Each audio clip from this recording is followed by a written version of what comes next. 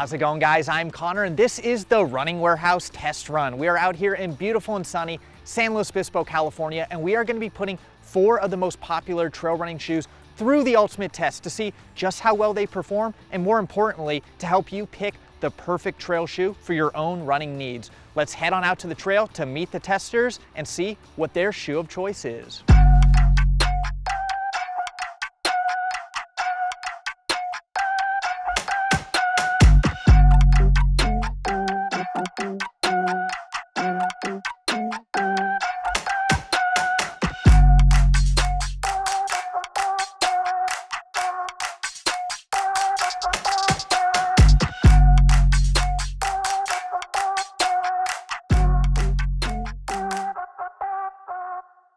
So there you have it. You met our testers and their shoe of choice, and now we are here on the trail for the first test of the day. Now this trail in particular, it's technical, it's rocky. This is not an easy course, and we're gonna be testing not only the nimbleness and traction, but also the underfoot cushioning. This is the Rock Hopper.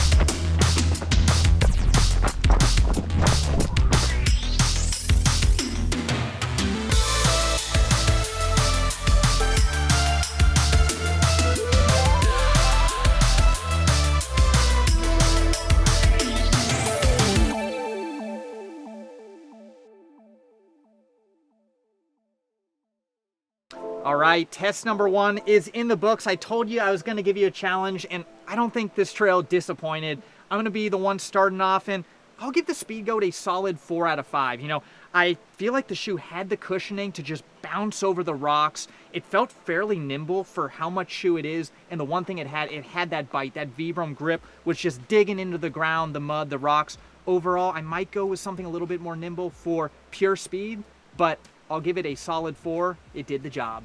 For the Peregrine, I'm gonna go with a 4.5. It was nimble, it was cushioned, it had good grip. I'd like something a little bit more structured in the upper, but really for this shoe and this terrain, it's the user that's gonna hold the shoe back. I also think that the Salomon Ultra Glide had the perfect balance of nimbleness and protection for this trail. I felt really connected to the ground, had a lot of confidence on some of the steeper downhill sections. I think the only place that fell a little short was on the slicker rocks, so I think the muddy section later on is going to really put the traction to the test. So overall, I'll give it a 4.5. Sounds like you guys had a little bit different experience than I did in the Zagamas. Confidence inspiring and nimbleness are not words I would use to describe this shoe. The traction just wasn't really there for me. However, it was really well protected. The ZoomX foam is amazing, so I wasn't feeling any jagged edges, so it was overall a comfortable ride, even if it wasn't really fast and nimble. Overall, I would say 2.5. Trail test number 2 is underway, and this trail is not only going to check our testers' shoe capabilities, but also their endurance. We are going to be grinding up this hill, checking uphill traction, lightweight feel, and see who can make it to the top first. This is King of the Hill.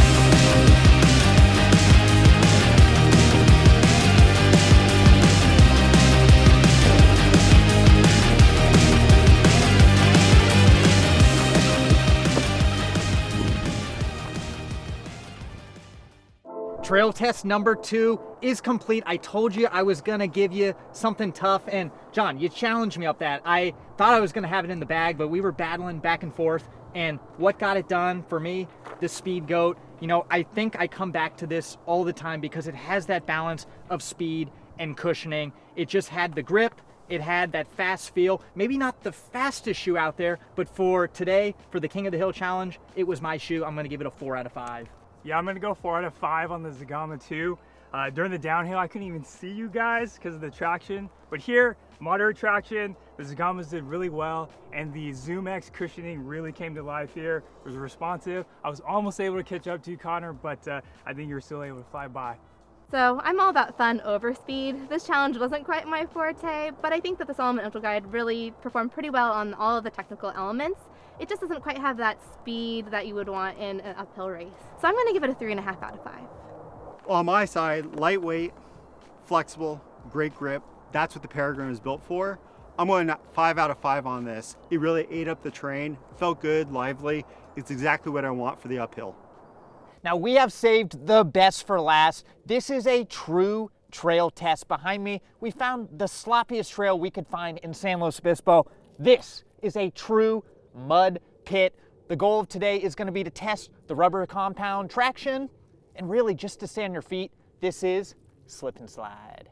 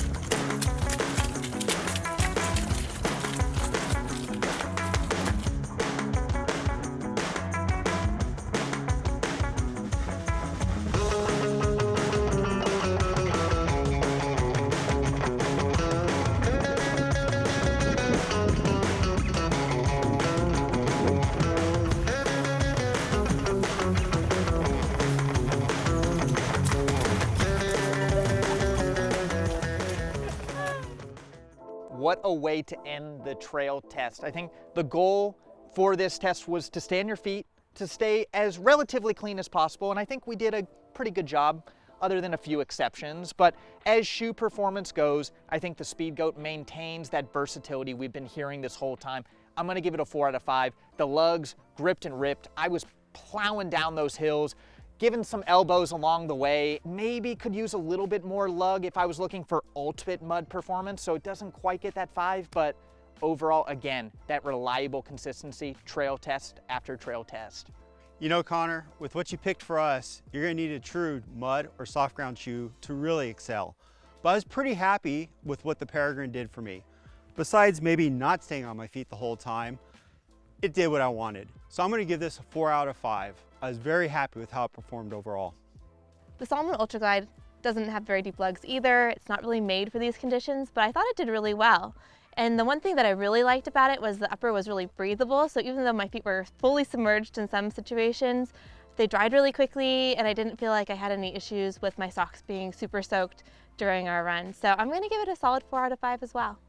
So I'll round out this test run with a surprise twist ending. The Zegamas actually performed really well, which was a bit unexpected after the slippage I was experiencing in the other test.